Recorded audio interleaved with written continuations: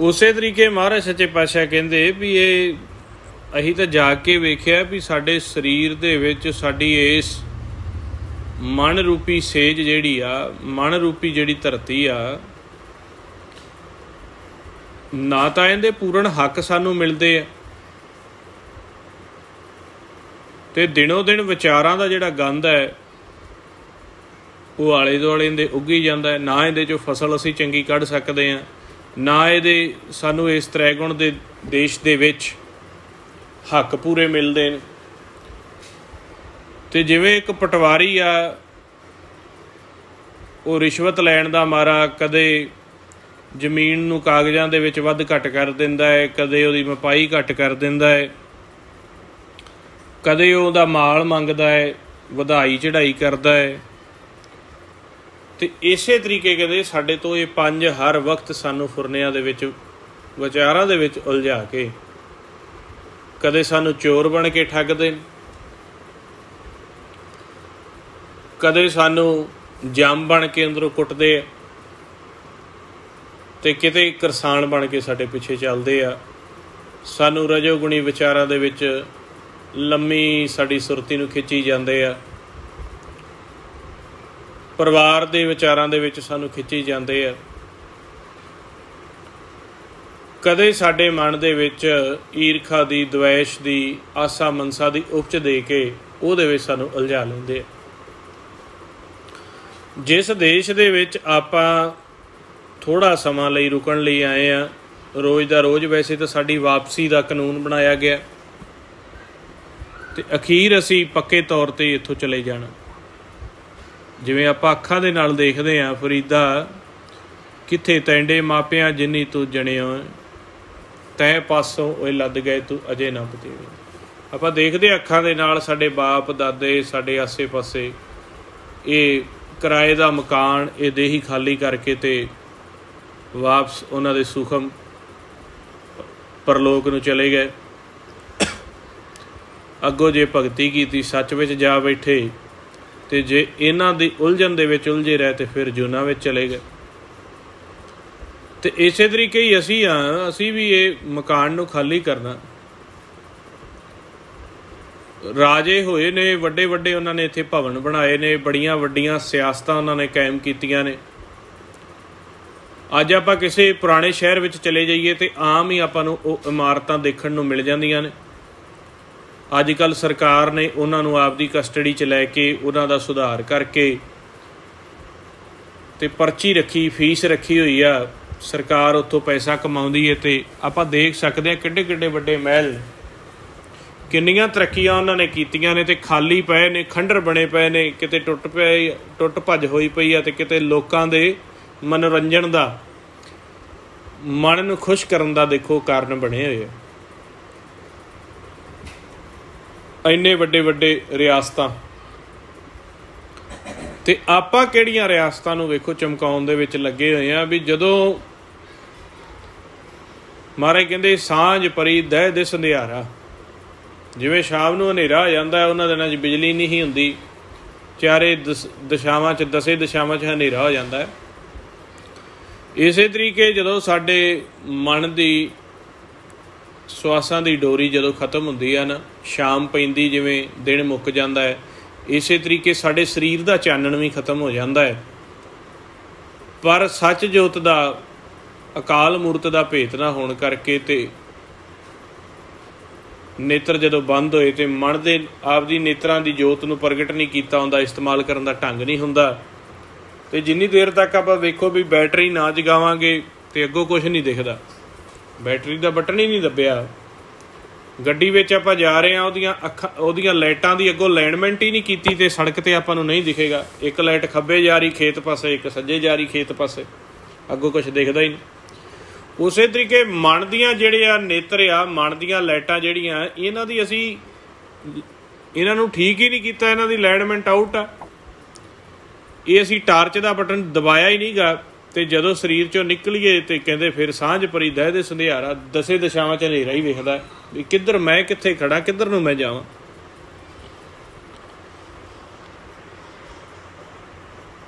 ਜਿਹਨੂੰ ਮਹਾਰਾਜ ਕਹਿੰਦੇ 72 ਘਰ ਇੱਕ ਪੁਰਖ ਸਮਾਇਆ, ਉਨ ਦੀਆ ਨਾਮ ਲਿਖਾਈ, ਧਰਮ ਰਾਏ ਕਾ ਦਫ਼ਤਰ ਸੋਧਿਆ, ਬਾਕੀ ਰਿਜਵ ਨਾ ਕਾਈ। 72 ਨਾੜੀਆਂ ਦਾ ਇਹ ਸਰੀਰ ਆ, ਮੁੱਖ ਰੂਪ ਦੇ ਵਿੱਚ ਇਹਦੇ 'ਚ 72 ਨਾੜੀਆਂ ਨੇ। ਤੇ ਕਹਿੰਦੇ ਇਹ 72 ਨਾੜੀਆਂ ਦੇ ਵਿੱਚ, 72 ਘਰਾਂ ਦੇ ਵਿੱਚ ਇੱਕ ਅਕਾਲ ਪੁਰਖ ਦਾ ਜਿਹੜਾ ਖੇਲ ਹੈ, ਪ੍ਰਕਾਸ਼ ਹੈ, ਉਹ ਸਮਾਇਆ ਹੈ। ਹੁਣ ਉਹ ਸਤਿਪੁਰਖ ਨੂੰ ਆਪਾਂ ਬੁੱਝਿਆ ਨਹੀਂ ਗਾ, ਜਿਹਦੇ ਵਿੱਚੋਂ ਅਕਾਲ ਮੂਰਤ ਪੈਦਾ ਹੋਈ ਹੈ। ਅਕਾਲ ਦੇ ਵਿੱਚੋਂ ਜਿੱਥੋਂ ਮੂਰਤ ਪੈਦਾ ਹੋਈ ਹੈ, ਸਤਿਪੁਰਖ ਦੇ ਵਿੱਚੋਂ ਜਿੱਥੋਂ ਆਤਮ ਰਾਮ ਪੈਦਾ ਹੋ ਕੇ ਤੇ ਮਨ ਦੀ ਜੋਤ ਬਣੀ ਆ, ਉਹ ਸਤਿਪੁਰਖ ਨੂੰ ਆਪਾਂ ਬੁੱਝਿਆ ਨਹੀਂ। ਤੇ ਮਹਾਰਾਜ ਸੱਚੇ ਪਾਤਸ਼ਾਹ ਕਹਿੰਦੇ ਵੀ ਆਹ ਤੁਸੀਂ ਦੇਖੋ, ਸੰਸਾਰ ਦੇ ਵਿੱਚ ਤੁਹਾਡੇ ਬਾਪ ਦਾਦੇ ਜਾ ਰਹੇ ਆ, ਰਿਸ਼ਤੇਦਾਰ ਭੈਣ ਭਾਈ ਜੋ ਉਮਰ ਭੋਗ ਕੇ ਜਾ ਰਹੇ ਆ, ਤੁਸੀਂ ਦੇਖੋ ਵੀ ਕਿੱਡੀਆਂ ਵੱਡੀਆਂ ਵੱਡੀਆਂ ਇਮਾਰਤਾਂ ਨੇ, ਖਾਲੀ ਪਈਆਂ ਹੋਈਆਂ ਨੇ। ਰਾਜ ਭਾਗ ਸਮਾਂ ਪੈਂਦਿਆਂ ਖੁੱਸ ਗਏ, ਬੰਦ ਹੋ ਗਏ, ਖਤਮ ਹੋ ਗਏ। ਨਵੇਂ ਨਵੇਂ ਰਾਜ, ਨਵੇਂ ਨਵੇਂ ਭਾਗ, ਨਵੇਂ ਨਵੇਂ ਚਿਹਰੇ ਆਉਂਦੇ ਪਏ ਨੇ। ਤੇ ਆਪਾਂ ਇੱਕ ਐਸੀ ਤਰੱਕੀ ਦੇ ਪਿੱਛੇ ਪੈ ਗਏ ਹਾਂ ਜਿਹੜੀ ਕਿ ਇਸ ਸੰਸਾਰ ਤੱਕ ਹੈ, ਬਹੁਤ ਥੋੜ੍ਹੇ ਸਮੇਂ ਤੱਕ ਹੈ।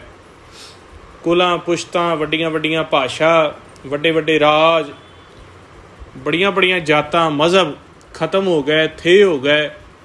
ਆਪਾਂ ਦੇਖਦੇ ਹਾਂ ਵੀ ਐਸੀਆਂ ਭਾਸ਼ਾਵਾਂ ਆਪਾਂ ਨੂੰ ਮਿਲਦੀਆਂ ਨੇ, ਐਸੇ ਮਜ਼ਹਬ ਆਪਾਂ ਨੂੰ ਮਿਲਦੇ ਨੇ, ਉਹਨਾਂ ਦੇ ਕੰਕਾਲ ਲੱਭਦੇ ਨੇ। ਅਤੇ ਅੱਜ ਕੱਲ੍ਹ ਵਿਗਿਆਨਕ ਸੋਧ ਕਰਦੇ ਆ ਅਤੇ ਕਾਫੀ ਭਾਸ਼ਾ ਐਸੀਆਂ ਨੇ ਜਿਹੜੀਆਂ ਪੜ੍ਹਨੀਆਂ ਹਜੇ ਉਹਨਾਂ ਦਾ ਮਤਲਬ ਨਹੀਂ ਸਮਝ ਆਇਆ। ਕੰਕਾਲ ਮਿਲਦੇ ਆ ਬੜੇ ਵੱਡੇ ਵੱਡੇ ਬੰਦਿਆਂ ਦੇ, ਇਨਸਾਨਾਂ ਦੇ। ਔਰ ਸਮੁੰਦਰ ਦੇ ਵਿੱਚ ਜਿਹੜੇ ਪਹਾੜ ਨੇ, ਪਹਾੜ ਦੀ ਜਦੋਂ ਉੱਪਰਲੇ ਸਿਰੇ ਤੋਂ ਖੁਦਾਈ ਹੁੰਦੀ ਹੈ, ਉਹ ਪਹਾੜ ਦੇ ਪੱਥਰ ਦੇ ਵਿੱਚ ਮੱਛੀਆਂ ਦੇ ਕੰਕਾਲ ਮਿਲਦੇ ਆ। ਵੀ ਕੋਈ ਸਮਾਂ ਜਦੋਂ ਸਮੁੰਦਰ ਦੇ ਵਿੱਚ ਜਵਾਲਾਮੁਖੀ ਫੁੱਟਿਆ, ਜਵਾਲਾਮੁਖੀ ਫੁੱਟਣ ਦੇ ਨਾਲ, ਲਾਵਾ ਨਿਕਲਣ ਦੇ ਨਾਲ ਉਸ ਸਮੁੰਦਰ ਦੇ ਵਿੱਚ ਬਹੁਤ ਵੱਡਾ ਜਿਹੜਾ ਆਕਾਰ ਦਾ ਪਹਾੜ ਬਣ ਗਿਆ।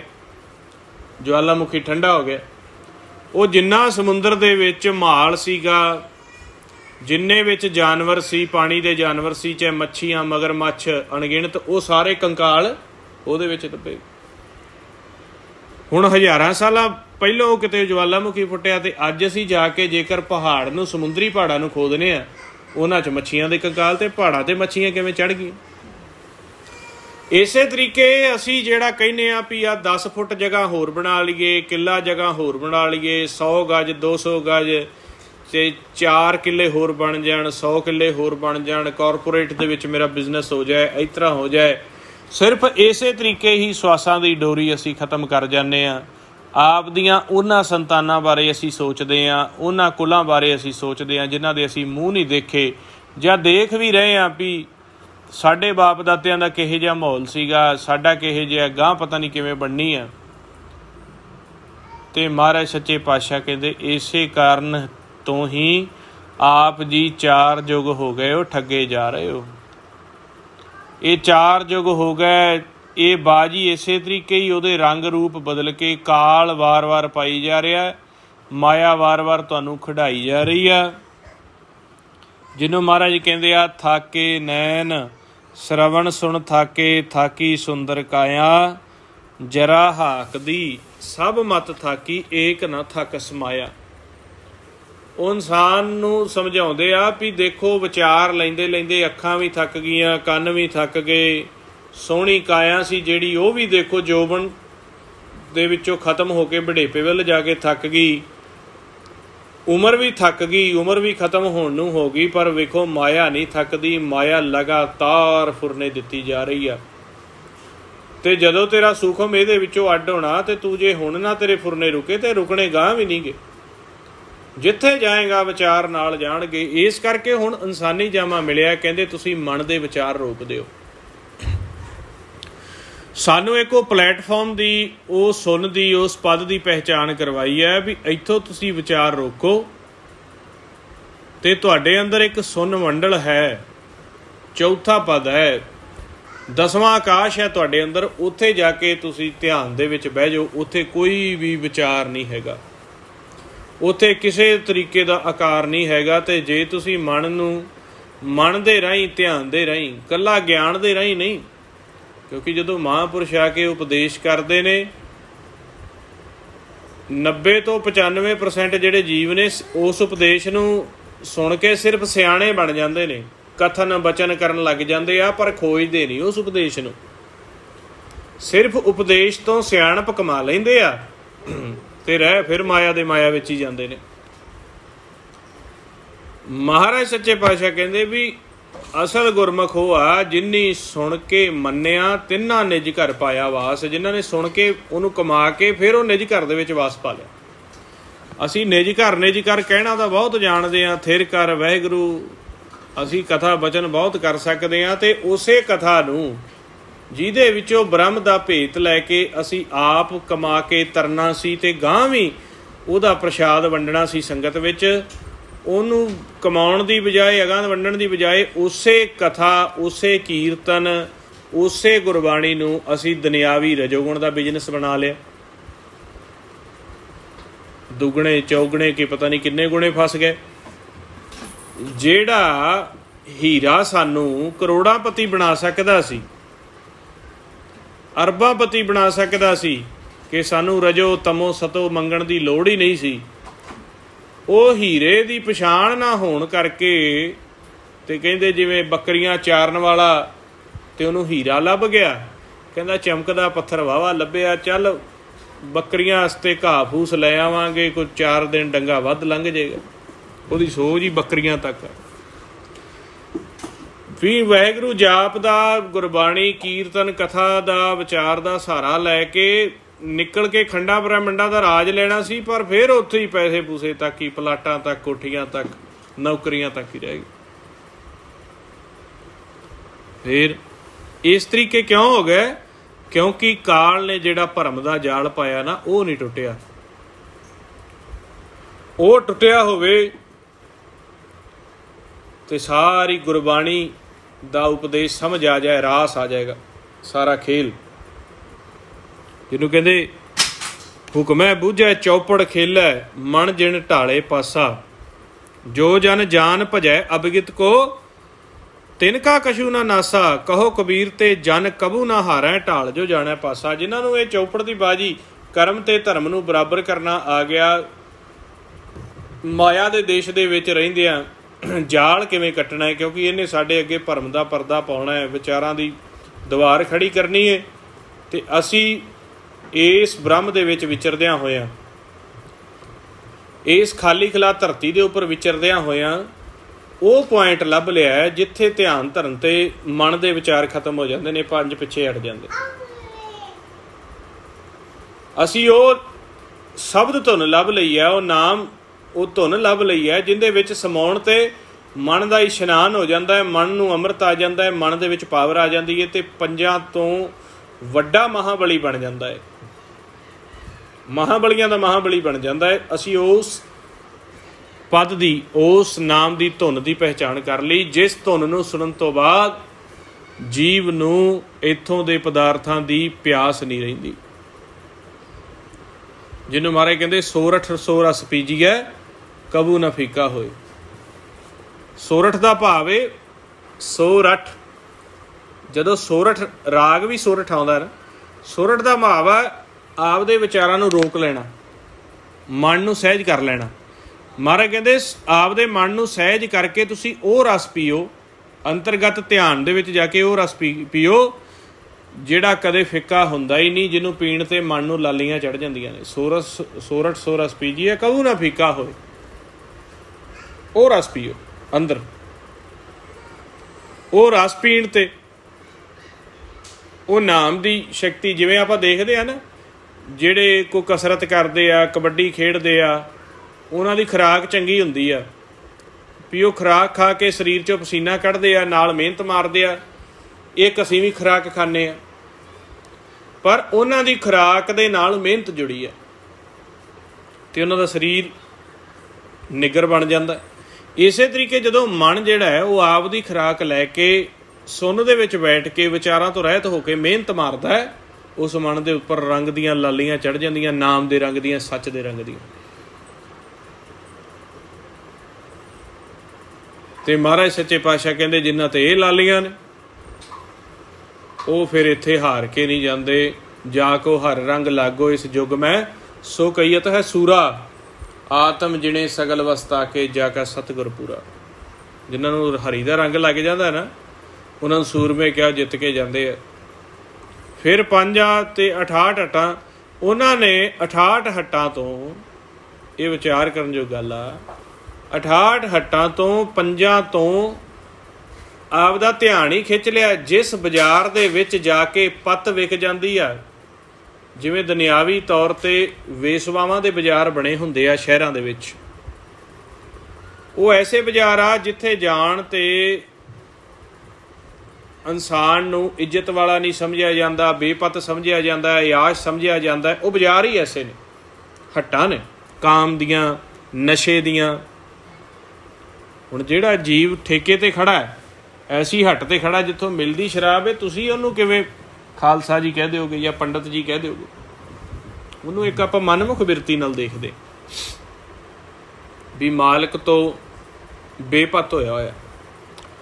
ਹੁਣ ਇਸੇ ਤਰੀਕੇ ਜਿਹੜੀਆਂ ਹੱਟਾਂ 'ਤੇ ਜਾ ਕੇ ਮਨ ਦੀ ਪੱਤ ਖਤਮ ਹੋ ਜਾਂਦੀ ਹੈ, ਜਿੱਥੇ ਜਾ ਕੇ ਅਸੀਂ ਵਿਕ ਜਾਣਾ ਹੈ, ਜਿੱਥੇ ਜਾ ਕੇ ਸਾਡੀ ਇੱਜ਼ਤ ਖਤਮ ਹੁੰਦੀ ਆ, ਉਹ ਹੱਟਾਂ ਦਾ ਭੇਤ ਸਾਧ ਸੰਗ ਵਿੱਚ ਜਾ ਕੇ ਆ ਗਿਆ, ਸਾਧੂ ਦੇ ਨਾਲ ਜੁੜ ਕੇ ਆ ਗਿਆ। ਉਹ ਦੁਬਦਾ ਦੀ ਹੱਟ 'ਤੇ ਨਹੀਂ ਜਾਣਾ, ਭਉ ਦੀ ਹੱਟ 'ਤੇ ਨਹੀਂ ਜਾਣਾ।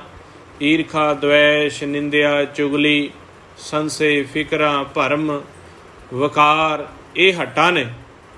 ਇਹਨਾਂ ਹੱਟਾਂ 'ਤੇ ਤੁਸੀਂ ਉਦੋਂ ਜਾਓਗੇ ਜਦੋਂ ਨਾਮ ਅਤੇ ਸੱਚ ਨੂੰ ਛੱਡ ਦਿਓਗੇ। ਇੱਕ ਚਿੱਤ ਹੋ ਕੇ ਤੁਸੀਂ ਮਾਇਆ ਨਾਲ ਜੁੜ ਜਾਓਗੇ, ਪਾਉਣ ਨਾਲ ਜੁੜ ਜਾਓਗੇ, ਅਤੇ ਫਿਰ ਪਾਉਣ ਨੂੰ ਛੱਡ ਕੇ ਭਵਜਲ 'ਚ ਚਲੇ ਜਾਓਗੇ, ਫਿਰ ਵਿਕ ਜਾਓਗੇ। ਅਤੇ ਦਰਗਾਹ ਦੇ ਵਿੱਚ ਜਿਵੇਂ ਹੁਣ ਤੁਸੀਂ ਦੂਰ ਖੜ੍ਹੇ ਜੇ, ਅਤੇ ਵੇਸਵਾਵਾਂ ਦਾ ਅਤੇ ਨਸ਼ੇ ਦਾ ਬਾਜ਼ਾਰ ਹੈ, ਤੁਸੀਂ ਦੂਰ ਖੜ੍ਹ ਕੇ ਵੇਖਦੇ ਜੇ, ਨਾਲ ਸਿਮਰਨ ਕਰਦੇ ਜੇ ਵੀ ਉਹ ਦੇਖੋ ਹੋਏ ਹੋਏ ਕਿੰਨਾ ਗਰਕੀ ਹੋਈ ਨਗਰੀ ਦੇ ਵਿੱਚ ਜੀਵ ਗਰਕਦੇ ਪਏ ਨੇ, ਇਹਨਾਂ ਦਾ ਕੀ ਬਣੇਗਾ? ਸ਼ਰਾਬੀ ਜਦੋਂ ਦਾਰੂ ਪੀ ਕੇ ਨਾਲੀ 'ਚ ਡਿੱਗਾ ਪਿਆ ਹੁੰਦਾ ਅਤੇ ਆਉਣ ਜਾਣ ਵਾਲੇ ਲਾਹਨਤਾਂ ਪਾਉਂਦੇ ਵੀ ਇਹਦਾ ਕੀ ਬਣਨਾ, ਪਰ ਉਹ ਤਾਂ ਇਹ ਰਾਜਾ ਬਣਿਆ ਪਿਆ। ਇਸੇ ਤਰੀਕੇ ਜਦੋਂ ਆਪਾਂ ਤ੍ਰੈਗੁਣ ਦੇ ਵਿੱਚ ਇੱਕ ਚਿੱਤ ਹੋ ਕੇ ਇੱਥੇ ਜ਼ਮੀਨ ਜਾਇਦਾਦ, ਪੈਸੇ ਪਿੱਛੇ, ਝਗੜਿਆਂ ਪਿੱਛੇ, ਦੁਨਿਆਵੀ ਲੜਾਈਆਂ ਝਗੜੇ ਕਰਦੇ ਆ ਨਾ, ਇਹ ਦਰਗਾਹ ਦੇ ਵਿੱਚ ਜਿਹੜਾ ਸੂਖਮ ਮੰਡਲ ਦੇ ਵਿੱਚ ਜਿਹੜੇ ਅਮਰ ਅਤੀਤ ਹੋ ਚੁੱਕੇ ਨੇ, ਬ੍ਰਹਮ ਦੇ ਵਿੱਚ ਸਮਾਏ ਹੋਏ ਗੁਰਮੁਖ ਨੇ, ਜਿਨ੍ਹਾਂ ਨੂੰ ਕਹਿੰਦੇ ਤਿੱਥੈ ਜੋਧ ਮਹਾਬਲ ਸੂਰ ਤਿਨਮੇ ਰਾਮ ਰਹਿਆ ਭਰਪੂਰ, ਤਿੱਥੈ ਸੀਤੋ ਸੀਤਾ ਮਹਿਮਾ ਮਾਏ ਤਾਂ ਕੇ ਰੂਪ ਨਾ ਕਥਨੇ ਜਾਏ, ਨਾਉ ਮਰਨ ਠਾਗੇ ਜਾ ਜਿਨ ਕੇ ਰਾਮ ਵਸੇ ਮਨ। ਉਹ ਸੂਖਮ ਗੁਰਮੁਖ, ਉਹ ਬ੍ਰਹਮ ਲੋਕ ਦੇ ਗੁਰਮੁਖ ਤੇ ਸੱਚ ਤੇ ਆਤਮਿਕ ਲੈਵਲ 'ਤੇ ਵੇਖਿਆ ਜਾਂਦਾ ਵੀ ਉਹ ਮਨ ਕਿੰਨਾ ਗਰਕਿਆ ਪਿਆ, ਜਾ ਕੇ ਬਿਲਕੁਲ ਭੁੱਲ ਗਿਆ। ਐਸੇ ਬਾਜ਼ਾਰ ਦੇ ਵਿੱਚ ਇਹ ਚਲਾ ਗਿਆ ਜਿੱਥੇ ਦਰਗਾਹ ਦੇ ਵਿੱਚ ਫਿਰ ਇਹਦੀ ਸੋਭਾ ਨਹੀਂ ਹੁੰਦੀ, ਉੱਥੇ ਇਹਨੂੰ ਥੂ ਥੂ ਕੀਤੀ ਜਾਂਦੀ ਹੈ ਵੀ ਇਹਨੂੰ ਪਤਾ ਹੀ ਨਹੀਂ ਕਿਹੜਾ ਥੋਕ ਲੈਣਾ। ਤੇ ਮਹਾਰਾਜ ਕਹਿੰਦੇ ਕਿਹੜੇ ਬਾਜ਼ਾਰ ਦੇ ਵਿੱਚ? ਕਹਿੰਦੇ ਛੱਤੜੇ ਬਾਜ਼ਾਰ ਸੋਹਣ ਵਿੱਚ ਵਪਾਰੀਏ, ਵੱਖਰ ਹਿੱਕ ਅਪਾਰ, ਨਾਨਕ ਖੱਟੇ ਸੋ ਧਣੀ। ਜਿਹੜਾ ਫਿਰ ਇਹ ਬਾਜ਼ਾਰ ਦੇ ਵਿੱਚ ਆ ਕੇ ਜਦੋਂ ਸਾਡਾ ਨੇਤਰ ਖੁੱਲ੍ਹੇ, ਉਹਦੇ ਨਾਲ ਹੀ ਸਾਡਾ ਸਾਰੇ ਸਰੀਰ ਦਾ ਬਾਜ਼ਾਰ ਖੁੱਲ੍ਹ ਗਿਆ। ਫਿਰ ਇਸ ਮਾਇਆ ਦੇ ਦੇਸ਼ ਦੇ ਵਿੱਚ ਆ ਕੇ, ਇਸ ਬਾਜ਼ਾਰ ਦੇ ਵਿੱਚ ਆ ਕੇ ਵੇਖਿਆ ਜਾਂਦਾ ਹੈ ਕਿਹੜਾ ਜੀਵ ਕਿਹੜਾ ਵਪਾਰ ਕਰਦਾ ਹੈ। ਮਨਮੁਖ ਤਾਂ ਨੇਤਰਾਂ 'ਚ ਪ੍ਰਵੇਸ਼ ਹੋਇਆ, ਸੂਖਮ ਗਿਆਨ ਇੰਦਰੀਆਂ ਨੂੰ ਭੁੱਲ ਗਿਆ, ਅਸਥੂਲ ਗਿਆਨ ਇੰਦਰੀਆਂ ਕਰਮ ਇੰਦਰੀਆਂ ਨਾਲ ਜੁੜ ਗਿਆ, ਅਤੇ ਉਹ ਵਿਚਾਰਾਂ ਦੇ ਨਾਲ, ਅਗਨ ਦੇ ਨਾਲ ਜੁੜ ਕੇ ਚੱਲਣ ਲੱਗਾ। ਨਸ਼ੇ ਨਾਲ, ਸਰੀਰਕ ਨਸ਼ਿਆਂ ਦੇ ਨਾਲ, ਮਾਨਸਿਕ ਨਸ਼ਿਆਂ ਦੇ ਨਾਲ, ਨਿੰਦਿਆ ਚੁਗਲੀ ਦੇ ਨਾਲ, ਦਵੈਸ਼ ਨਾਲ ਜੁੜ ਕੇ ਚੱਲਣ ਲੱਗਾ। ਅਤੇ ਜਿਹੜੇ ਗੁਰਮੁਖ ਸੀ ਉਹਨਾਂ ਦੇ ਨੇਤਰ ਖੁੱਲ੍ਹੇ, ਉਹਨਾਂ ਨੂੰ ਪਤਾ ਹੈ ਕਿ ਅਸੀਂ ਬਗਾਨੇ ਬਾਜ਼ਾਰ ਵਿੱਚ, ਕਾਲ ਦੇ, ਅਗਨ ਦੇ ਬਾਜ਼ਾਰ ਦੇ ਵਿੱਚ ਜਾ ਕੇ ਵਪਾਰ ਨਹੀਂ ਕਰਨਾ। ਇਸ ਵਪਾਰ ਦੇ ਨਾਲ ਸਜ਼ਾ ਮਿਲਦੀ ਦਰਗਾਹ ਦੇ ਵਿੱਚ। ਕਾਚਾ ਧਨ ਸੰਚੈ ਮੂਰਖ ਗਵਾਰ। ਅੱਗੇ ਸ਼ਬਦ ਕੀ ਕਹਿੰਦੇ? ਵਿਖਿਆ ਕਿ ਧਨ ਸਦਾ ਦੁੱਖ ਹੋਏ, ਨਾ ਸਾਥ ਚੱਲੈ ਨਾ ਪ੍ਰਾਪਤ ਹੋਏ। ਉਹ ਇੱਥੇ ਆ ਕੇ ਹੰਸਾਂ ਦੀ ਤਰ੍ਹਾਂ, ਜਿਵੇਂ ਹੰਸ ਵੀ ਉਸੇ ਪਾਣੀ 'ਚ ਹੈ, ਬਗਲਾ ਵੀ ਉਸੇ ਪਾਣੀ 'ਚ ਆ, ਪਰ ਹੰਸ ਹੀਰੇ ਮੋਤੀ ਦੀ ਚੋਗ ਚੁਗਦਾ ਹੈ, ਉਹਦੀ ਚਾਲ ਵੀ ਲੰਮੀ ਹੈ। ਇਸੇ ਤਰੀਕੇ ਗੁਰਮੁਖ ਇੱਥੇ ਆ ਕੇ ਸੱਚ ਦੇ ਸਨਮੁਖ ਹੋ ਕੇ ਨਾਮ ਦੀ, ਸਿਫਤ ਦੀ, ਅੰਮ੍ਰਿਤ ਦੀ, ਅਨਾਹਦ ਸ਼ਬਦ ਦੀ, ਬ੍ਰਹਮ ਗਿਆਨ ਦੀ ਜੇ ਆਪਾਂ ਭਾਵ ਕੱਢੀਏ ਤੇ ਸੱਚ ਤੇ ਨਾਮ ਦੀ ਚੋਗ ਚੁਗਣ ਲੱਗੇ, ਆਪ ਰਸਰੀਨ ਹੋ ਗਏ, ਦੂਜਿਆਂ ਨੂੰ ਵੀ ਰਸਰੀਨ ਕਰ ਦਿੱਤਾ, ਤੇ ਉਹਨਾਂ ਦੀ ਫਿਰ ਸੋਭਾ ਹੋਣ ਲੱਗੀ। ਕਿਉਂਕਿ ਜੋ ਵੇਖਿਆ ਗਿਆ ਨਾ ਵੀ ਧਰਮ ਦੀ ਵਿਚਾਰ ਕਰਨ ਦੇ ਲਈ ਜੋ ਮਹਾਰਾਜ ਸੱਚੇ ਪਾਤਸ਼ਾਹ ਨੇ ਫੌਜ ਤਿਆਰ ਕੀਤੀ ਹੈ, ਧਰਮ ਦਲਾਲ ਪਾਏ ਨਿਸ਼ਾਨ, ਨਾਨਕ ਨਾਮ ਲਾਹਾ ਪ੍ਰਵਾਨ। ਨਾਮ ਦਾ ਲਾਹਾ ਪ੍ਰਵਾਨ ਹੈ, ਧਰਮ ਦੀ ਦਲਾਲੀ ਧਰਮ ਦੇ ਉੱਪਰ ਬਿਠਾਇਆ ਹੋਇਆ ਹੈ। ਜਿਵੇਂ ਇੱਕ ਦਲਾਲ ਹੁੰਦਾ ਹੈ, ਦੋਨੋਂ ਪਾਸੇ ਉਹ ਕਮਿਸ਼ਨ ਲੈ ਕੇ ਤੇ ਸੌਦਾ ਕਰਦਾ ਹੈ, ਤੇ ਜਿੰਦੀ ਗਲਤੀ ਹੈ, ਜੇ ਆਪਾਂ ਨੂੰ ਕੱਲ੍ਹ ਨੂੰ ਕੋਈ ਸੌਦਾ ਗਲਤ ਹੋ ਗਿਆ ਜਾਂ ਕੋਈ ਰਜਿਸਟਰੀ 'ਚ ਆਪਾਂ ਨੂੰ ਫਰਕ ਆ ਗਿਆ ਜਾਂ ਕਾਰ ਦੇ ਕਾਗਜ਼ਾਂ ਦੇ ਵਿੱਚ, ਗੱਡੀ ਦੇ ਕਾਗਜ਼ਾਂ 'ਚ ਕੋਈ ਫਰਕ ਆ ਗਿਆ, ਤੇ ਆਪਾਂ ਦਲਾਲ ਕੋਲ ਜਾਂਦੇ ਹਾਂ ਵੀ ਧੋਖਾ ਆ ਗਿਆ ਸਾਡੇ ਨਾਲ, ਬਈ ਤੂੰ ਵਿੱਚ ਸੀ। ਇਸ ਤਰ੍ਹਾਂ ਧਰਮਰਾਜ ਜਿਹੜਾ ਹੈ ਉਹ ਸਾਰਾ ਧੋਖਾ, ਸਾਰਾ ਨਫਾ ਉਹਦੀ ਜਾਂਚ ਕਰਦਾ। ਇਸ ਤਰੀਕੇ ਗੁਰਮੁਖ ਪਿਆਰਿਓ, ਜਿਹੜਾ ਵਪਾਰ ਕਰਨਾ ਹੈ ਆਪਾਂ ਸੱਚ ਨਾਮ ਦਾ ਕਰਨਾ ਹੈ। ਦੁਨਿਆਵੀ ਵਪਾਰ ਨੂੰ ਕਰਦੇ ਜਦੋਂ ਤੁਸੀਂ ਸ਼ਬਦ ਦੇ ਨਾਲ ਜੁੜ ਗਏ, ਉਹ ਫਿਰ ਇੱਕ ਕਰਮ ਜਿਹੜਾ ਜਿਹਦੇ ਕਰਕੇ ਮੈਲ ਲੱਗਦੀ ਏ, ਪਰ ਜਦੋਂ ਆਪਾਂ ਸੱਚ ਨਾਮ ਦੇ ਨਾਲ ਜੁੜ ਜਾਈਏ ਤੇ ਉਹ ਕਰਮ ਦੀ ਜਿਹੜੀ ਜਾਂਚ ਹੈ ਉਹ ਮਾਫ ਹੋ ਜਾਂਦੀ ਹੈ। ਇਸ ਕਰਕੇ ਜੋ ਹੁਕਮ ਆਪਾਂ ਬੁੱਝ ਕੇ ਸੱਚ ਦਾ, ਉਹਦੇ ਮੁਤਾਬਕ ਆਪਾਂ ਫਿਰ ਸੱਚ ਦੀ ਉਸਤਤ ਤੇ ਨਾਮ ਦੀ ਉਸਤਤ ਵੀ ਕਰੀ ਜਾਣੀ ਹੈ, ਉਹਨੂੰ ਸੁਣੀ ਜਾਣਾ ਤੇ ਅੱਗੇ ਵੀ ਸੁਣਾਈ ਜਾਣਾ, ਤੇ ਨਾਲ ਨਾਲ ਅਸੀਂ ਜੋ ਸਾਨੂੰ ਜੂਣ ਦਾ ਭੋਗ ਮਿਲਿਆ, ਪਰਿਵਾਰਕ ਸਰੀਰਾਂ ਦਾ, ਸੰਜੋਗਾਂ ਦਾ ਭੋਗ ਸਾਨੂੰ ਮਿਲਿਆ, ਇਹਨਾਂ ਨਾਲ ਵੀ ਰਲ ਮਿਲ ਕੇ ਤੇ ਇੱਕ ਜੁੜ ਕੇ ਰਹਿ ਕੇ ਤੇ ਇੱਥੇ ਸੱਚ ਨਾਮ ਦੀ ਚੜ੍ਹਦੀ ਕਲਾ ਦੇ ਲਈ ਉਪਰਾਲਾ ਕਰੀ ਜਾਣਾ ਹੁੰਦਾ। ਆਪ ਵੀ ਕਰਨਾ ਤੇ ਗਾਂਹ ਦੂਜਿਆਂ ਦੇ ਵਿੱਚ ਵੀ ਦੂਜਿਆਂ ਨੂੰ ਵੀ ਲਾਇਆ ਮਿਲ ਜਾਏ, ਵੀ ਜਿਹੜੇ ਕਾਲ ਦਾ ਜਾਲ ਅੱਖਾਂ ਤੇ ਕੰਨਾਂ ਤੇ ਪੈ ਗਿਆ, ਇਹ ਨਾਮ ਸ਼ਬਦ ਤੋਂ ਕਾਲ ਇਹਨਾਂ ਨੂੰ ਵਿਚਾਰਾਂ ਦੇ ਵਿੱਚ ਪਾ ਕੇ, ਇਹਨਾਂ ਨੂੰ ਆਕਾਰਾਂ 'ਚ ਫਸਾ ਕੇ ਅਗਨ ਦੇ ਵਿੱਚ ਇੰਨੀ ਦੂਰ ਲੈ ਗਿਆ ਵੀ ਨਾਮ ਵੀ ਦੇਹੀ 'ਚ ਚੱਲੀ ਜਾਂਦਾ, ਅੰਮ੍ਰਿਤ ਰਸ ਵੀ ਦੇਹੀ 'ਚ, ਉਹਨੂੰ ਅਨੁਭਵ ਹੀ ਨਹੀਂ ਹੁੰਦਾ। ਤੇ ਨਾਲੇ ਅੱਗੋਂ ਜੇ ਉਹਨੂੰ ਭੇਤ ਦੇਈਏ ਤੇ ਉਹ ਅੱਗੋਂ ਸਗੋਂ ਲੜਾਈ ਕਰਦਾ ਹੈ, ਸਗੋਂ ਅੱਗੋਂ ਤੁਹਾਡੇ ਨਾਲ ਉਹ ਹੋ ਸਕਦਾ ਤੁਹਾਡੀ ਨਿੰਦਿਆ ਕਰਨੀ ਸ਼ੁਰੂ ਕਰ ਦੇ, ਹੋ ਸਕਦਾ ਕੋਈ ਦੁਨਿਆਵੀ ਗਿਆਨ ਦੇ ਨਾਲ ਦਲੀਲਾਂ ਦੇ ਕੇ ਤੁਹਾਨੂੰ ਕਹੇ ਵੀ ਤੂੰ ਤਾਂ ਗਲਤ ਕਹਿੰਦਾ ਪਿਆ। ਤੇ ਫਿਰ ਉਹ ਤੇ ਗੁਰਮੁਖ ਸਮਝਾਉਂਦੇ ਆ, ਭਲਿਆ ਲੋਕਾ, ਇਹ ਤਾਂ ਤੇਰੇ ਅਸੀਂ ਕੋਈ ਬਾਹਰੋਂ ਤਾਂ ਨਹੀਂ ਤੈਨੂੰ ਕੁਛ ਸਿਖਾਉਂਦੇ ਪਏ, ਤੇਰੇ ਵਿੱਚ ਹੀ ਚੱਲਦਾ ਪਿਆ ਸਾਰਾ ਕੁਛ, ਤੇ ਵਿੱਚ ਤਾਂ ਜਿਹੜਾ ਸਰੀਰ ਵਿੱਚ ਫਿੱਟ ਕੀਤਾ ਉਹ ਪ੍ਰਮਾਤਮਾ ਤੋਂ ਇਲਾਵਾ ਤਾਂ ਕਿਸੇ ਨੇ ਕੀਤਾ ਹੀ ਨਹੀਂ। ਜੇ ਸਰੀਰ ਵਿੱਚ ਅਨਹਦ ਸ਼ਬਦ ਚੱਲਦਾ ਹੈ, ਤੂੰ ਮਾਂ ਦੇ ਗਰਭ ਦੇ ਵਿੱਚੋਂ ਬਾਹਰ ਆਇਆ, ਰੋਟੀ ਪਾਣੀ ਖਾਧੀ, ਖੁਰਾਕ ਖਾਧੀ, ਸਾਰੀ ਉਮਰ ਹੋ ਗਈ, ਤੇ ਤੈਨੂੰ ਅੱਜ ਤੱਕ ਇਹ ਭੇਜ ਦਿੱਤਾ ਵੀ ਤੇਰੇ ਸਰੀਰ ਦੇ ਵਿੱਚ ਮਾਲਕ ਨੇ ਅਨਾਹਦ ਬਾਣੀ ਵੀ ਫਿੱਟ ਕੀਤੀ ਹੋਈ ਹੈ, ਦਿੱਤਾ ਕਿਸੇ ਨੇ ਭੇਤ। ਤੇ ਜੇ ਤੈਨੂੰ ਨਾਹਦ ਸ਼ਬਦ ਸੁਣਨਾ ਹੈ, ਜੇ ਤੈਨੂੰ ਅੰਮ੍ਰਿਤ ਰਸ ਤੇਰੀ ਜੀਵਾ ਤੇ ਆਉਣਾ ਹੈ, ਤੇ ਤੇਰੇ ਵਿੱਚੋਂ ਹੀ ਆਉਣਾ ਹੈ ਨਾ ਜਿਹੜਾ ਰੱਬ ਨੇ ਤੇਰੇ ਅੰਦਰ ਲਾਇਆ, ਤੇ ਅਸੀਂ ਤਾਂ ਤੈਨੂੰ ਉਹੀ ਭੇਤ ਦੱਸਦੇ ਪਏ ਹਾਂ। ਤੈਨੂੰ ਨਾ ਕੋਈ ਬਾਹਰੋਂ ਦੇਹ ਨਾਲ ਜੋੜਦੇ ਪਏ ਆ, ਨਾ ਤੈਨੂੰ ਕੋਈ ਬਾਹਰੋਂ ਕਿਸੇ ਕਿਤਾਬ ਨਾਲ ਜੋੜਦੇ ਪਏ ਆ, ਨਾ ਕੋਈ ਬਾਹਰੋਂ ਤੈਨੂੰ ਕਿਸੇ ਡੇਰੇ ਦੇ ਨਾਲ, ਨਾ ਕੋਈ ਸੰਸਥਾ ਦੇ ਨਾਲ, ਨਾ ਕੋਈ ਨੀਲੇ ਪੀਲੇ ਚਿੱਟੇ ਰੰਗ ਦੇ ਨਾਲ, ਨਾ ਤੈਨੂੰ ਕੋਈ ਜਾਤ ਮਜ਼ਹਬ ਦੇ ਨਾਲ। ਭਲਿਆ ਲੋਕਾਂ, ਵੀ ਅਸੀਂ ਤਾਂ ਤੈਨੂੰ ਉਹ ਵਿਦਿਆ ਦੱਸਦੇ ਪਏ ਆ ਵੀ ਜੋ ਤੇਰੇ ਅੰਦਰ ਹੈ ਉਹਨੂੰ ਪ੍ਰਗਟ ਕਰਕੇ ਵੇਖ, ਅੰਦਰੋਂ ਤੇਰੀ ਝਾਤੀ ਮਰਾਉਣੇ ਪਏ ਆ। ਉਹ ਝਾਤੀ ਜਿਹੜੀ ਕਿਤਾਬਾਂ ਤੋਂ ਵੀ ਰਹਿ ਤੇ ਰੰਗਾਂ ਰੂਪਾਂ ਤੋਂ ਵੀ ਰਹਿ ਤੇ ਜਾਤ ਮਜ਼ਹਬ ਤੋਂ ਵੀ ਉੱਪਰ ਆ, ਜਿਹੜੀ ਝਾਤੀ ਆ ਕੇ ਭਗਤਾਂ ਨੇ ਮਰਾਈ, ਤੇ ਫਿਰ ਸਭ ਤੋਂ ਵੱਡੀ ਝਾਤੀ ਗੁਰੂ ਨਾਨਕ ਸੱਚੇ ਪਾਤਸ਼ਾਹ ਨੇ ਮਰਾਈ। ਤੇ ਹੁਣ ਗੁਰੂ ਗ੍ਰੰਥ ਸਾਹਿਬ ਦੇ ਵਿੱਚ ਸਾਰੇ ਭਗਤ ਗੁਰਮੁਖ ਸਤਿਗੁਰ ਸਾਹਿਬਾਨ ਸਾਰੇ ਬੈਠੇ ਵੀ ਇਹੀ ਤਾਂ ਇਹ ਕਹਿੰਦੇ ਆ ਵੀ ਆਪਣੇ ਅੰਦਰ ਨਾਹਦ ਬਾਣੀ ਦਾ ਖਜ਼ਾਨਾ ਹੈ, ਅੰਮ੍ਰਿਤ ਰਸ ਦਾ ਖਜ਼ਾਨਾ ਹੈ, ਤੇ ਕਿਤੇ ਘੁੱਟ ਭਰ ਕੇ ਤਾਂ ਵੇਖੋ ਕਿ ਸਾਰੀ ਉਮਰ ਵਿਖਿਆ ਦਾ ਧਨ ਖਾਧਾ ਤੇ ਵਿਖਿਆ ਹੀ ਅੰਦਰੋਂ ਸੁਣੀ ਹੈ। ਇਸ ਕਹਿੰਦਾ ਜੀ ਮਨ ਦੇ ਵਿੱਚੋਂ ਨਿੰਦਿਆ ਚੁਗਲੀ ਦੇ ਫੁਰਨੇ ਇਹ ਤਾਂ ਆਈ ਜਾਂਦੇ ਨੇ, ਪਰ ਸਾਨੂੰ ਤਾਂ ਕੋਈ ਅੰਦਰੋਂ ਅਨੁਭਵ ਨਹੀਂ ਹੋਇਆ। ਖੋਜ ਕਰੇਗਾ ਕਿਤੇ ਉਹ ਪੁਆਇੰਟ ਨੂੰ ਪੁੱਛ ਕੇ, ਉਹ ਪਧਾਊਆਂ ਨੂੰ ਪੁੱਛ ਕੇ, ਉਹ ਸੰਤਾਂ ਸਾਧੂਆਂ ਨੂੰ ਪੁੱਛ ਕੇ ਬੈਠੇਗਾ, ਤੇ ਉਹ ਰੱਬ ਨੇ ਹੀ ਚਲਾਈ ਹੋਈ ਆ ਤੇਰੇ ਅੰਦਰ। ਪਰ ਇਹ ਹੈਗਾ ਵੀ ਜਦੋਂ ਪਾਰਖੂਆਂ ਨਾਲ ਬੈਠ ਜਾਈਏ ਫਿਰ ਉਹ ਅਨੁਭਵ ਹੁੰਦੀ ਹੈ। ਤੇ ਅਸੀਂ ਤਾਂ ਇਹੀ ਕਹਿੰਦੇ ਆ ਨਾ ਵੀ ਗੁਰਬਾਣੀ ਗੁਰੂ ਦੇ ਮੁਤਾਬਕ ਗੁਰਮੁਖ ਕਹਿੰਦੇ ਆ ਵੀ ਅਸੀਂ ਤਾਂ ਇਹੀ ਕਹਿੰਦੇ ਆ ਨਾ ਵੀ ਤੇਰੇ ਮਸਤਕ ਤੇ ਪ੍ਰਕਾਸ਼ ਹੈ, ਤੇਰੇ ਅੰਦਰ ਧੁਨੀਆਂ ਚੱਲਦੀਆਂ ਪਈਆਂ ਨੇ, ਜਿਨ੍ਹਾਂ ਨੂੰ ਸੁਣ ਕੇ ਤੂੰ ਨਿਰਮਲ ਹੋਏਗਾ, ਤੇਰੀ ਜਨਮਾਂ ਜਨਮਾਂ ਦੀ ਮੈਲ ਉਤਰੇਗੀ। ਤੇਰੇ ਅੰਦਰ ਉਹ ਪਾਵਰ ਹੈ ਜਿਸ ਪਾਵਰ ਦਾ ਇਸਤੇਮਾਲ ਕਰਕੇ ਤੂੰ ਇੱਥੇ ਰਹਿੰਦੇ ਆ, ਜਿੱਥੇ ਮਰ ਕੇ ਜਾਣਾ ਉਹ ਇੱਥੇ ਪਹਿਲਾਂ ਹੀ ਦੇਖ ਸਕਦਾ, ਉਹ ਦਰਗਾਹ ਦਾ ਸੀਨ ਸਾਰਾ ਖੇਲ ਜਾ ਕੇ ਵੇਖ ਸਕਦਾ ਵੀ ਕਿਵੇਂ ਕਾਲ ਨੇ ਤੇਰੇ ਉੱਤੇ ਜਾਲ ਪਾਇਆ ਆ। ਹੋਰ ਤਾਂ ਨਹੀਂ ਤੈਨੂੰ ਕੋਈ ਦੱਸਿਆ। ਦੁਨਿਆਵੀ ਸਾਰੇ ਗਿਆਨ ਤੋਂ ਤੋੜ ਕੇ ਤੇਰੇ ਅੰਦਰਲੇ ਗਿਆਨ ਦੇ ਨਾਲ, ਅੰਦਰਲੀ ਖੋਜ ਦੇ ਨਾਲ ਤੈਨੂੰ ਗੁਰੂ ਗ੍ਰੰਥ ਸਾਹਿਬ ਮਹਾਰਾਜ ਦੀ ਬਾਣੀ ਜੋੜਦੀ ਪਈ ਆ।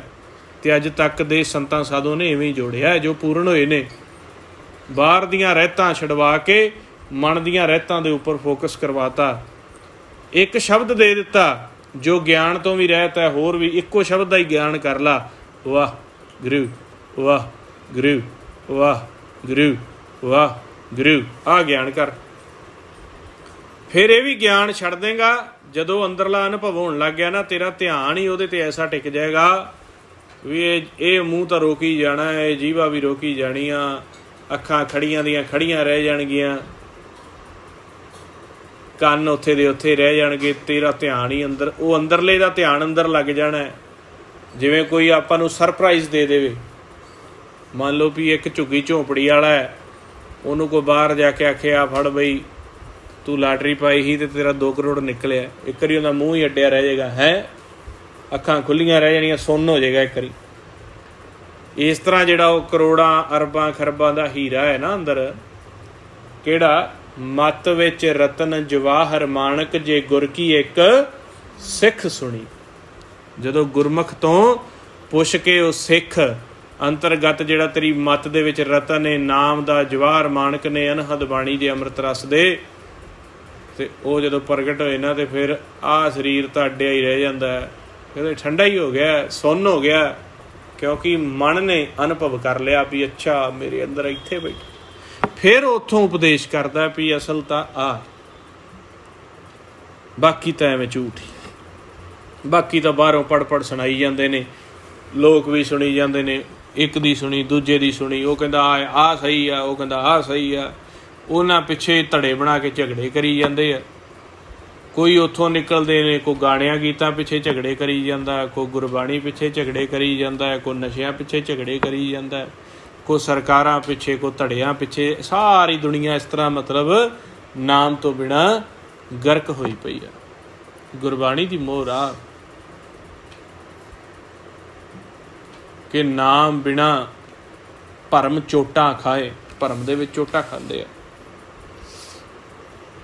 ਹੁਣ ਵਿਰਲਿਆਂ ਨੇ ਵੀ ਅੰਦਰੋਂ ਖੋਜ ਕਰ ਲਈ ਵੀ ਇਹ ਜੋ ਗੁਰਬਾਣੀ ਲਿਖੀ ਗਈ ਹੈ, ਇਹ ਜੋ ਵੇਦ ਸ਼ਾਸਤਰ ਪ੍ਰਗਟ ਹੋਏ ਨੇ ਜਾਂ ਸਾਧੂ ਸੰਤ ਪ੍ਰਗਟ ਹੋਏ ਨੇ, ਕਿਸ ਸੰਦਰਭ ਦੇ ਵਿੱਚ ਪ੍ਰਗਟ ਹੋਏ ਨੇ, ਉਹ ਪ੍ਰਕਾਸ਼ ਦੀ ਖੋਜ ਕਰ ਲਈ। ਇੱਥੇ ਧਿਆਨ ਇਹਨਾਂ ਦਾ ਲੱਗਾ ਅਤੇ ਇਹਨਾਂ ਨੇ ਫਿਰ ਜ਼ਿੰਦਗੀ ਜਿਉਈ ਆ, ਅਤੇ ਫਿਰ ਇਹਨਾਂ ਨੇ ਵਚਨ ਲਿਖੇ ਨੇ, ਫਿਰ ਇਹ ਬੋਲੇ।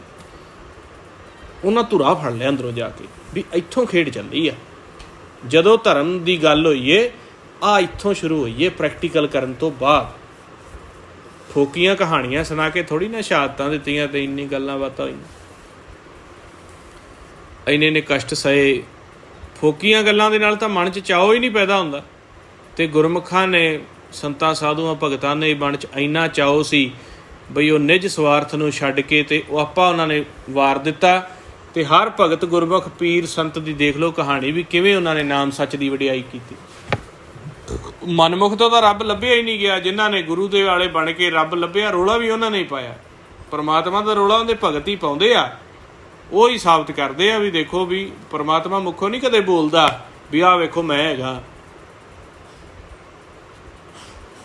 ਜਿਨ੍ਹਾਂ ਨੇ ਪਾਇਆ ਉਹਨਾਂ ਨੇ ਵਰਣਨ ਕੀਤਾ ਫਿਰ ਅੱਗੇ ਵੀ ਇਹ ਨਹੀਂ ਜੀ ਬਈ ਇਸ ਤਰ੍ਹਾਂ ਨਹੀਂ, ਪਰਮਾਤਮਾ ਜ਼ਰੂਰ ਹੈਗਾ ਆ ਇਸ ਤਰ੍ਹਾਂ ਜੀ।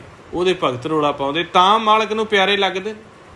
ਜਿਵੇਂ ਜਿਹੜੀ ਏਜੰਸੀ ਦੇ ਲਈ ਕੋਈ ਬੰਦਾ ਕੰਮ ਕਰਦਾ, ਜਿਵੇਂ ਇੰਡੀਅਨ ਰਾਜਦੂਤ ਹੁੰਦੇ ਆ, ਹਰ ਇੱਕ ਦੇਸ਼ ਦੇ ਵਿੱਚ ਦੂਜੇ ਦੇਸ਼ਾਂ ਦੇ ਰਾਜਦੂਤ ਨੇ, ਅਤੇ ਉਹ ਆਪਦੇ ਉਹ ਦੇਸ਼ ਨੇ ਜਦੋਂ ਉਸ ਦੇਸ਼ ਵਿੱਚੋਂ ਕੋਈ ਜਾਣਕਾਰੀ ਲੈਣੀ ਹੈ ਜਾਂ ਪਹੁੰਚਾਉਣੀ ਹੈ, ਉਹ ਆਪਦੇ ਰਾਜਦੂਤ ਨੂੰ ਕਹਿੰਦਾ ਵੀ ਅੰਬੈਸੀਆਂ ਹੁੰਦੀਆਂ ਨਾ, ਜਿਵੇਂ ਹਰੇਕ ਦੇਸ਼ ਦੀ ਅੰਬੈਸੀ, ਜਿਵੇਂ ਆਪਣੇ ਦੇਸ਼ 'ਚ ਵੀ ਅੰਬੈਸੀਆਂ ਨੇ, ਆਪਣੀ ਅੰਬੈਸੀ ਦੂਜੇ ਦੇਸ਼ਾਂ 'ਚ, ਅੰਬੈਸੀ ਦੇ ਰਾਹੀਂ ਉਹ ਸਾਰੀ ਖੇਡ ਕਰਦੇ ਨੇ। ਅਤੇ ਬੜੀ ਉਹਨਾਂ ਨੂੰ ਸੁੱਖ ਸੁਵਿਧਾ ਹੁੰਦੀ ਆ। ਅੰਬੈਸੀ ਦੇ ਏਰੀਆ ਵੀ ਅਲੱਗ ਕੱਟਿਆ ਹੁੰਦਾ ਹੈ, ਉੱਥੇ ਆਮ ਬੰਦਾ ਪਹੁੰਚ ਨਹੀਂ ਕਰ ਸਕਦਾ। ਸਪੈਸ਼ਲ ਉਹਨਾਂ ਨੂੰ ਫੋਰਸ, ਸਪੈਸ਼ਲ ਉਹਨਾਂ ਨੂੰ ਗੱਡੀਆਂ, ਕਾਰਾਂ, ਖਰਚੇ, ਭੱਤੇ ਸਭ ਦਿੱਤਾ ਹੁੰਦਾ। ਇਸ ਤਰ੍ਹਾਂ ਜਿਹੜੇ ਮਾਲਕ ਦੀ ਏਜੰਸੀ ਦੇ ਬੰਦੇ ਹੁੰਦੇ ਆ ਨਾ, ਉਸ ਘਰ ਦੀ 10ਵੇਂ ਘਰ ਦੇ, ਉਹਨਾਂ ਨੂੰ ਫਿਰ ਉਹ ਚਾਰੇ ਪਦਾਰਥ, ਸਾਰੀ ਖੋਜ, ਸਾਰਾ ਆਨੰਦ ਸੁੱਖ ਸੁਵਿਧਾਵਾਂ ਦੇ ਕੇ ਦਸੇ ਦਿਸ਼ਾਵਾਂ 'ਚ ਇਹਨਾਂ ਨੂੰ ਦਿੱਕਤ ਨਾ ਕੋ ਆਵੇ, ਅਤੇ ਬੜਾ ਭਰੋਸਾ ਕਰਦਾ ਹੈ। ਅਤੇ ਜੋ ਉਹਨਾਂ ਬੰਦਿਆਂ ਦੀ ਨਿਖੇਧੀ ਕਰਦਾ, ਜਿਵੇਂ ਹੁਣ ਆਪਾਂ ਮੰਨ ਲਓ US ਅੰਬੈਸੀ ਦੇ ਵਿੱਚ ਜਾ ਕੇ ਹਮਲਾ ਕਰ ਦਈਏ, ਦਿੱਲੀ ਜਾ ਕੇ ਮੰਨ ਲਓ, ਅਤੇ USA ਨੇ ਕਹਿਣਾ ਉਹਨੇ ਨਾਲੋਂ ਨਾਲ ਸੈਂਟਰ ਗੌਰਮੈਂਟ ਨਾਲ ਗੱਲ ਕਰਕੇ ਬੰਦਿਆਂ ਦੀ ਭਾਲ ਕਰਕੇ ਖ਼ਤਮ ਕਰ ਦੇਗਾ ਵੀ ਤੁਸੀਂ ਹੁੰਦੇ ਕੌਣ ਜੇ ਬਈ ਸਾਡੇ ਅੰਬੈਸੀ ਦੇ ਬੰਦਿਆਂ 'ਤੇ ਹਮਲਾ ਕਰਨਾ। ਅਸੀਂ ਅੱਜ USA ਦੀ ਨਿਖੇਧੀ ਕਰ ਦਈਏ, ਸਾਡਾ ਦੇਸ਼ ਹੀ ਕਰਨ ਲੱਗ ਜਾ ਨਿਖੇਧੀ, ਅਤੇ USA ਜਿਹੜਾ ਹੈਗਾ, ਕੈਨੇਡਾ ਹੈ, ਨਿਊਜ਼ੀਲੈਂਡ ਹੈ, ਜੋ ਵੀ, ਉਹ ਸੰਬੰਧ ਤੋੜ ਲੈਂਦੇ ਨੇ ਵੀ ਜੇ ਤੁਹਾਨੂੰ ਅਸੀਂ ਚੰਗੇ ਨਹੀਂ ਲੱਗਦੇ ਹਟੋ ਪਿੱਛੇ। ਇਸ ਤਰ੍ਹਾਂ ਜਿਹੜਾ ਮਾਲਕ ਦੇ ਬੱਚਿਆਂ ਦੀ ਨਿਖੇਧੀ ਕਰਦਾ ਨਾ, ਅਤੇ ਮਾਲਕ ਉਹਨੂੰ ਡੰਡ ਦਿੰਦਾ ਵੀ ਇਹ 94 ਨੇ, ਆਪਾਂ ਵਾਰ ਕੇ ਇੱਥੇ ਬੈਠੇ ਨੇ, ਕੋਈ ਐਵੇਂ ਥੋੜ੍ਹਾ ਨਾ ਬੈਠੇ ਨੇ, ਪਤਾ ਨਹੀਂ ਕਿੰਨੇ ਯੋਗ ਹੋ ਗਏ ਨੇ, ਇਹਨਾਂ ਨੂੰ ਮੇਰੇ ਚਰਨਾਂ ਦੇ ਵਿੱਚ ਸਵਾਸਾਂ ਦਾ ਧਨ ਜਮ੍ਹਾਂ ਕਰਵਾਇਆ, ਅਤੇ ਤੂੰ ਨਾ ਤੈਨੂੰ ਪਤਾ ਵੀ ਤੂੰ ਗਿਆ ਕਿੱਥੋਂ, ਇਹਨਾਂ ਤੈਨੂੰ ਘਰ ਦੀ ਨਾ ਦਰ ਦੀ ਪਛਾਣ ਹੈ, ਮਾਇਆ ਦੇ ਨਸ਼ਿਆਂ ਦੇ ਵਿੱਚ, ਰੰਗ ਦੇ ਵਿੱਚ, ਤੂੰ ਵਿਚਾਰਾਂ ਦੇ ਵਿੱਚ ਰੁਲਿਆ ਹੋਇਆ, ਅਤੇ ਤੂੰ ਮੇਰੇ ਬੱਚੇ ਨੂੰ ਗੱਲਾਂ ਕਰਨਾ। ਉਹ ਹੁਕਮ ਕਰ ਦਿੰਦੇ ਨੇ ਮਾਇਆ ਨੂੰ, ਮਾਇਆ ਕੇ ਕਾਲ ਨੂੰ, ਕਾਲ ਕੇ ਧਰਮਰਾਜ ਨੂੰ, ਇਹਨੂੰ ਪਾਸੇ ਕਰੋ। ਅਤੇ ਜੇ ਮਹਾਰਾਜ ਨੇ ਤਾਂ ਇੱਥੋਂ ਤੱਕ ਸਖਤ ਵਿਧਾਨ ਆ, ਕਹਿੰਦਾ ਜਿਹੜਾ ਮੇਰੇ ਬੱਚੇ ਦੀ ਨਿੰਦਿਆ ਨਹੀਂ ਨਾ ਛੱਡਦਾ, ਆਹਦਾ ਇਹਦਾ ਸਵਾਸਾਂ ਦਾ ਧਨ ਹੀ ਖਤਮ ਕਰ ਦਿਓ। ਸੰਤ ਕੇ ਦੁੱਖਨ ਆਰਜਾ ਘਟੈ, ਸੰਤ ਕਾ ਦੁਖੀ ਜਮ ਤੇ ਨਹੀਂ ਛੁਟੈ। ਉਹਦੀ ਉਮਰ ਹੀ ਖਤਮ ਕਰ ਦਿੰਦਾ, ਕਹਿੰਦੇ ਉਮਰ ਖਤਮ ਕਰ ਦਿਓ। ਨਹੀਂ ਜੀ ਨਹੀਂ, ਸਾਨੂੰ ਨਹੀਂ ਮਨਜ਼ੂਰ। ਹਾਂ ਹੋਵੇ ਉਹਦਾ ਬੱਚਾ। ਇਸ ਤਰ੍ਹਾਂ ਵਿਧਾਨ ਨੇ, ਇਸ ਤਰ੍ਹਾਂ ਆਪਾਂ ਉਹਨਾਂ ਦੇ ਖਾਸ ਬਣੀਏ। ਜਿਵੇਂ ਅੰਬੈਸੀ ਦੇ ਵਿੱਚ ਆਪਾਂ ਦੁਨਿਆਵੀ ਦੇਖਦੇ ਨਾ, ਜੋਬ ਨਹੀਂ ਛੇਤੀ ਮਿਲਦੀ, ਇਸ ਤਰ੍ਹਾਂ ਕਰਕੇ ਸੱਚ ਦੀ, ਪਿਆਰ ਦੀ ਜਿਹੜੇ ਖੇਲ ਸਮਝ ਜਾਂਦੇ ਆ, ਉਹਨਾਂ ਨੂੰ ਉਹ ਅਪਣਾ ਲੈਂਦਾ, ਅਤੇ ਜਿਹੜੇ ਰਹਿ ਜਾਂਦੇ ਨੇ ਬਸ ਫਿਰ ਵਿਚਾਰਾਂ 'ਚ ਹੀ ਰਹਿ ਜਾਂਦੇ ਨੇ। ਅਤੇ ਇਸ ਕਰਕੇ ਤੁਸੀਂ ਨਾਮ ਜਪਿਆ ਕਰੋ, ਵਾਹਿਗੁਰੂ ਸ਼ਬਦ ਦਾ ਉਹਦੇ ਨਾਲ ਮਨ 'ਚ ਪਿਆਰ ਬਣਦਾ। ਬਾਣੀ ਪੜ੍ਹੋਗੇ, ਫਿਰ ਪੜ੍ਹ ਕੇ ਅੰਦਰੋਂ ਪ੍ਰੈਕਟੀਕਲ ਜ਼ਰੂਰ ਕਰਨਾ ਹੈ। ਵਿਚਾਰ ਰੁਕਣ 'ਤੇ ਨਾ, ਵਿਚਾਰ ਰੁਕਦੇ ਹੀ ਉਦੋਂ ਨੇ ਜਦੋਂ ਧਿਆਨ ਸੁਣਨ ਵਿੱਚ ਲੱਗਣਾ ਸ਼ੁਰੂ ਹੋ ਜਾਂਦਾ, ਉਸ ਪੁਆਇੰਟ 'ਤੇ ਟਿਕਣਾ ਸ਼ੁਰੂ ਹੋ ਜਾਂਦਾ, ਆਪੇ ਵਿਚਾਰ ਰੁਕਣ ਲੱਗ ਪੈਂਦੇ ਨੇ। ਕਿਉਂਕਿ ਉੱਥੇ ਸਾਡੇ ਘਰ ਦੇ ਵਿੱਚ ਸੁਣ 'ਚ ਕੋਈ ਵਿਚਾਰ ਹੈ ਹੀ ਨਹੀਂ, ਉੱਥੋਂ ਫਿਰ ਧੁਨੀ ਸੁਣਦੀ ਹੈ। ਮਨ ਪਹਿਲਾਂ ਸ਼ਾਂਤ ਹੋਏਗਾ, ਆਪਦੇ ਘਰ 'ਚ ਬੈਠੇਗਾ, ਅਤੇ ਧੁਨਾ ਆਪੇ ਸੁਣਨ ਲੱਗ ਪੈਣੀ ਹੈ, ਰਸ ਵੀ ਆਵੇਗਾ। ਅਤੇ ਜਦੋਂ ਧੁਨਾ 'ਤੇ ਰਸ ਆ ਗਿਆ, ਅਤੇ ਜਿਵੇਂ ਜਿਵੇਂ ਸੁਰਤੀ ਇਕੱਠੀ ਹੋਏਗੀ, ਪ੍ਰਕਾਸ਼ ਵੀ ਹੋ ਜਾਏਗਾ। ਗੁਰੂ ਸਾਹਿਬ ਕਿਰਪਾ ਕਰਨ ਤੁਹਾਡੇ ਸਾਰਿਆਂ 'ਤੇ। ਇੰਨੇ ਬਚਨ ਕਰਦਿਆਂ ਕੋਖਰ ਵਾਧਾ ਘਟਾ, ਸੰਗਤ ਗੁਰੂ ਬਖਸ਼ ਜੋ ਬਖਸ਼ ਦੇਣਾ। ਵਾਹਿਗੁਰੂ ਜੀ ਕਾ ਖਾਲਸਾ, ਵਾਹਿਗੁਰੂ ਜੀ ਕੀ ਫਤਿਹ।